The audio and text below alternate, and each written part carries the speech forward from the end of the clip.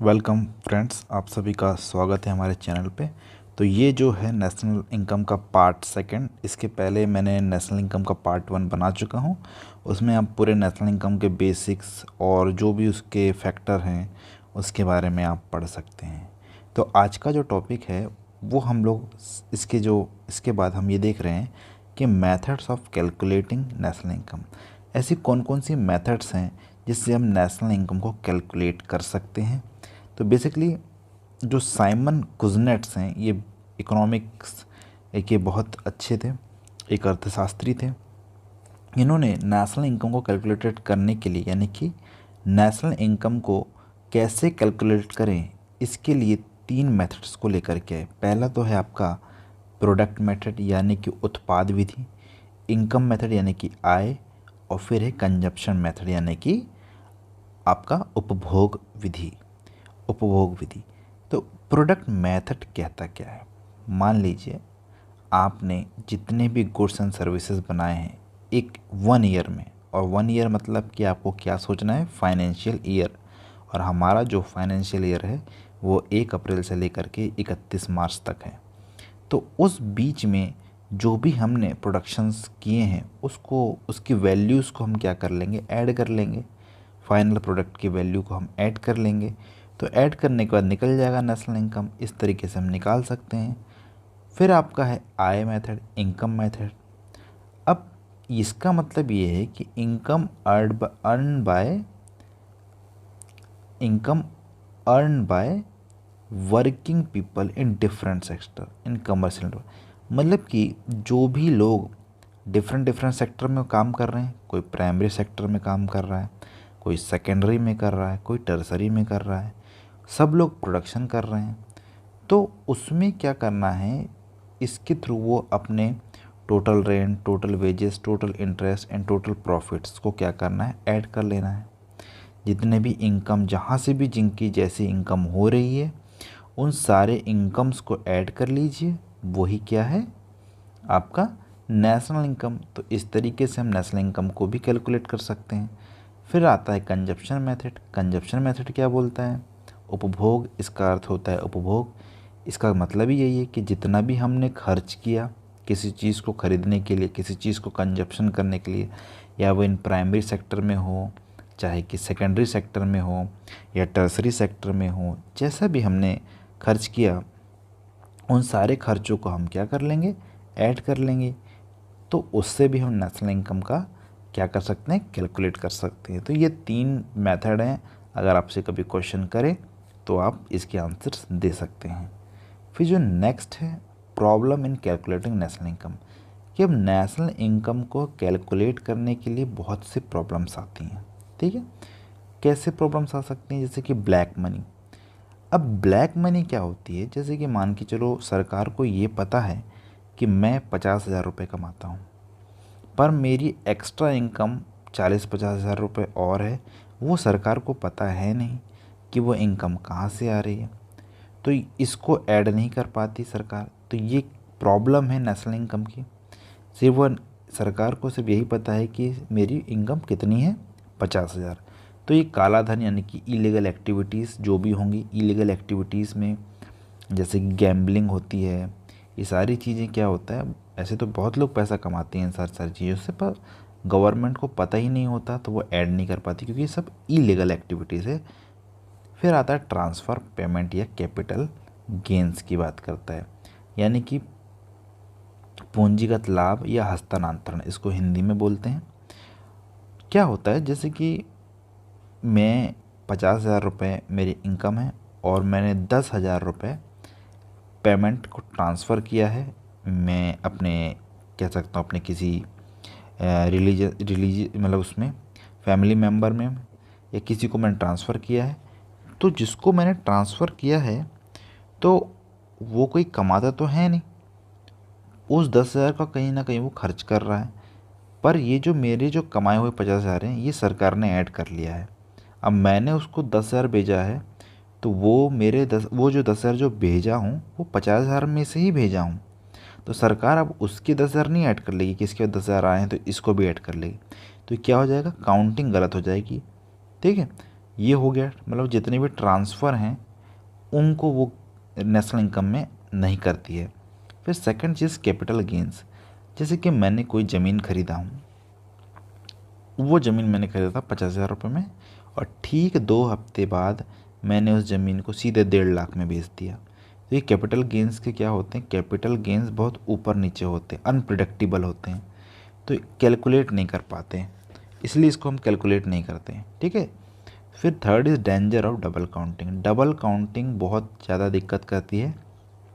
कोई सामान या कोई नेशनल इनकम में डबल काउंटिंग किस तरीके से, हम कभी कभी क्या करते हैं, एक ही कमोडिटी को 2 बार काउंट कर लेते हैं, या एक ही पेमेंट्स को या एक ही इनकम को 2 बार कभी कभार काउंट कर लेते हैं। ये प्रॉब्लम है, क्योंकि हमको वो जो कमोडिटी है वो उसी साल ही हमको क्या करना पड़ता है, कैलकुलेट करना पड़ता है। तो ये दूसरा है कि डबल काउंटिंग वेरी डेंजरस है।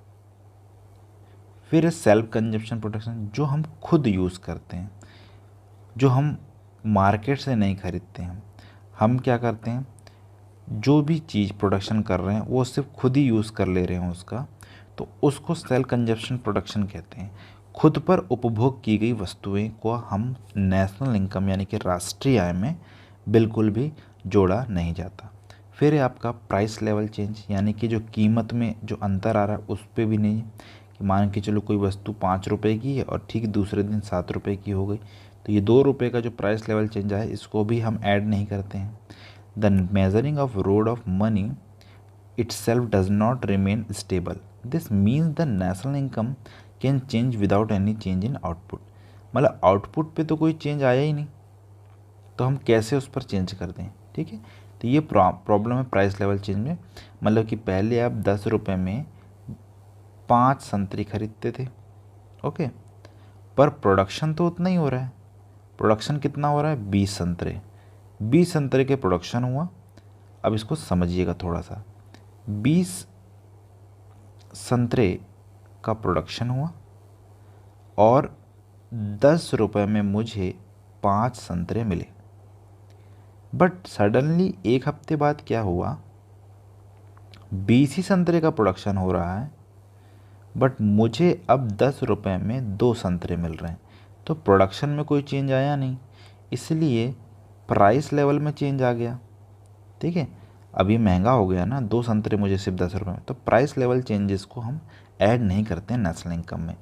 तो ये सारी चीज़ें हैं।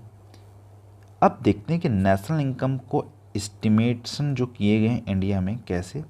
तो आपको याद रखना है कि फ़र्स्ट ऑफ ऑल कैलकुलेट किया नेशनल इनकम, फर्स्ट अटैम्प्ट जो मतलब इंडियंस में किया गया वो दादा भाई नेहरू जी, जिन्हें हम grand old man of India में बोलते हैं। 1867-68 में इन्होंने बताया कि जो इनकम है पर कैपिटा इनकम यानी कि प्रति व्यक्ति आय, वो 20 रुपये है भारतीयों की। फिर उसके बाद पहली बार वैज्ञानिक तरीके से, साइंटिफिक मेथड से प्रोफेसर V.K. राव ने 1931-32 में निकाला, पर ये सेटिस्फैक्ट्री नहीं था, मतलब कि इसको मान्य नहीं दिया गया था, ओके। पर साइंटिफिक मेथड से इन्होंने नेशनल इनकम या पर कैपिटा इनकम कैलकुलेट करने की कोशिश की थी। फिर है द फर्स्ट ऑफिशियल अटैम्प्ट की जो बात हुई है, जो फर्स्ट ऑफिशियल अटैम्प्ट है उसकी जो बात हुई है, उसमें क्या बोला, जो committee headed professor P.C. Mahalanobis 1949। P.C. Mahalanobis में 30 जून, इन्हीं की याद में 30 जून को स्टैटिकल डे मनाया जाता है, ओके, राष्ट्रीय सांख्यिकी दिवस, तो स्टैटिक्स डे। तो इन्होंने पहली बार ऑफिशियल अटैम्प्ट किया था किस चीज़ का, कि नेशनल इनकम को कैलकुलेट करने का, ओके।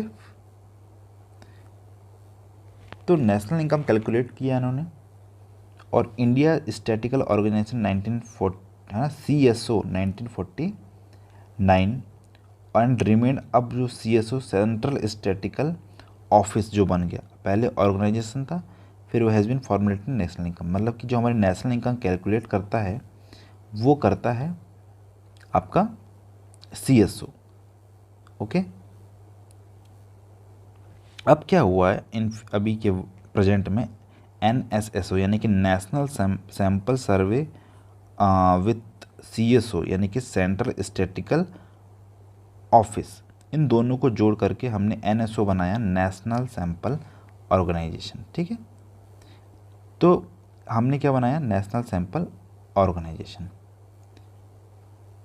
और फिर ये 23 मई 2019 को इंडियन गवर्नमेंट ने इसको पास कर दिया और NSSO यानी कि with central statistical office, central statics office और नेशनल स्टैटिक्स ऑफिस को जोड़ दिया गया। अब क्या बना गया, सॉरी, नेशनल सैंपल सर्वे को जोड़ दिया गया। अब क्या नया बना, नेशनल स्टैटिकल ऑफिस, NSO बन गया है।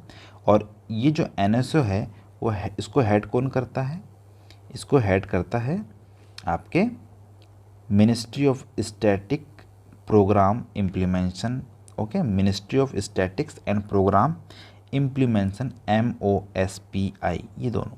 तो आपको याद रखना है NSSO राष्ट्रीय सर्वेक्षण नमूना, है ना, राष्ट्रीय सर्वेक्षण नमूना संगठन, मतलब कि नेशनल सैंपल सर्वे ऑर्गेनाइजेशन, और सेंट्रल स्टैटिक्स ऑफिस को मर्ज करके नेशनल स्टैटिक्स ऑफिस बनाया गया, जिसको हेड करता है ministry of statistics and program implementation. ये दोनों चीज़ों को वो हेड करता है।